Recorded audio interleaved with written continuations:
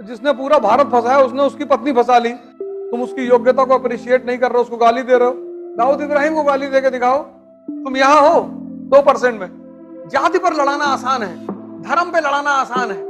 वहां बाहर 4 लोग गन लेके खड़े रहेंगे, बोले यहां क्या है, बोले स्त्रियां हैं, बस तुम्हें एक ही चीज से बचना है।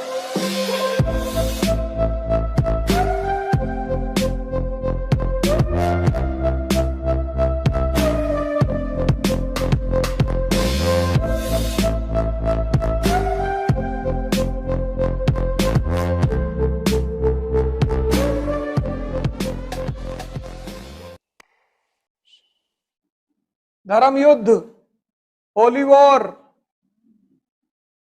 किसके किसके बीच में? Cross and crescent. क्रॉस मतलब क्रिश्चियन, क्रीसेंट मतलब मुस्लिम। लड़ाई शुरू हुई ईसाई और मुसलमानों के बीच।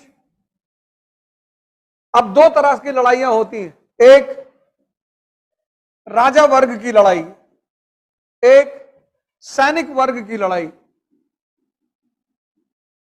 इसी को मैं कहता हूं कि दुनिया में 2 तरह के लोग हमेशा रहेंगे, एक शाही वर्ग एरिस्टोक्रेसी, एक आम आदमी। लड़ेगा दोनों, लेकिन दोनों के लड़ने का अप्रोच अलग है। अब ये ईसाई और मुसलमान राजा किस लिए लड़ रहे थे?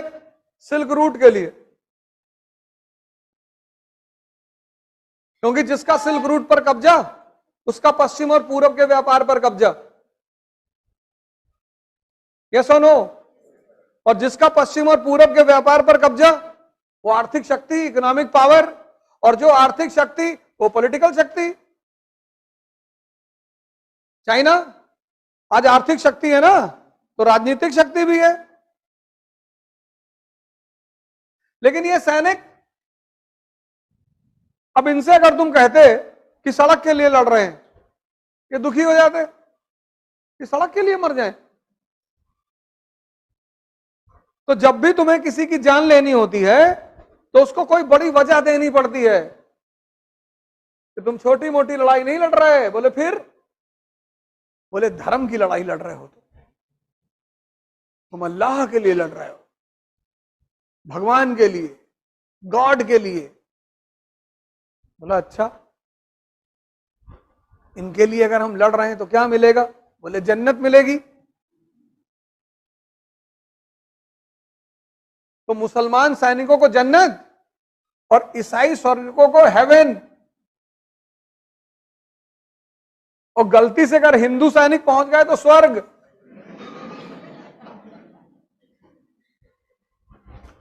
बोले यहां क्या है? बोले स्त्रियां हैं, ले आओ।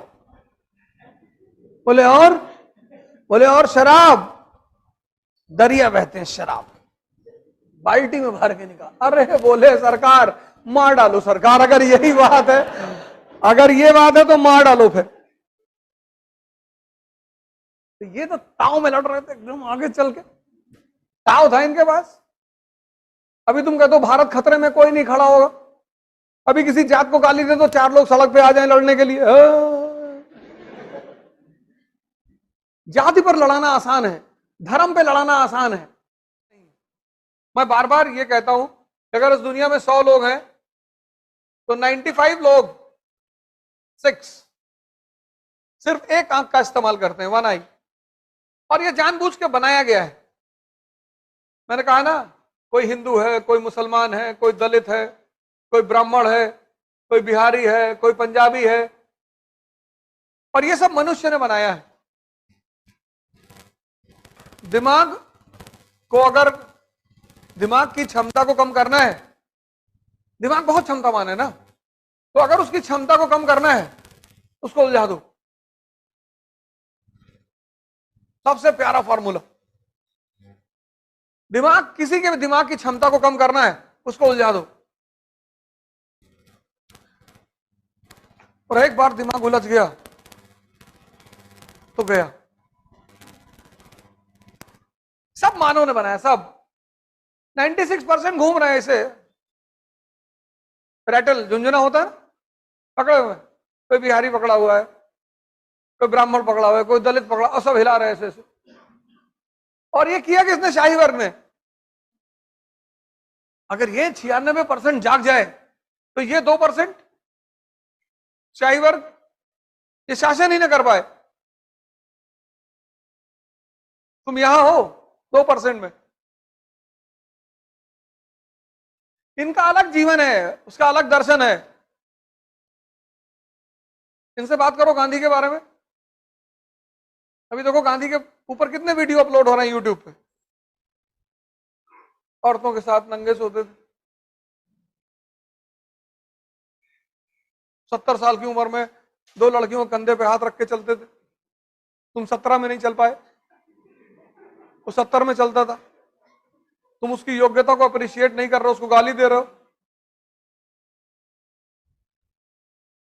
1920 में पढ़ाएंगे मॉडर्न इंडिया, जब राष्ट्र नाम की चीज नहीं थी, तब उसने इतना बड़ा आंदोलन भारत में खड़ा कर दिया, असहयोग। अंग्रेज जैसे मुंह खोल के रह गए कि अरे बाप ये क्या हो गया भगवान, और तुम उसको गाली देते हो।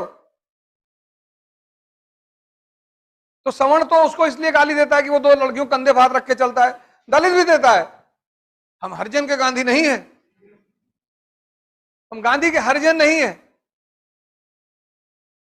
सब उसको गाली दे रहे हैं। दाऊद इब्राहिम को गाली देके दिखाओ। हम तो बोलते हैं यूट्यूब पे, किसी की अम्मा ने दूध पिलाया तो दाऊद इब्राहिम को गाली देके दिखाए, उसके घर जाएंगे, पैर छू कर आएंगे उसका। कराची से गोली चलेगी, लाहौर वाहौर ऐसे दिल्ली उल्ली होते हुए तब घुसेगी दिमाग में।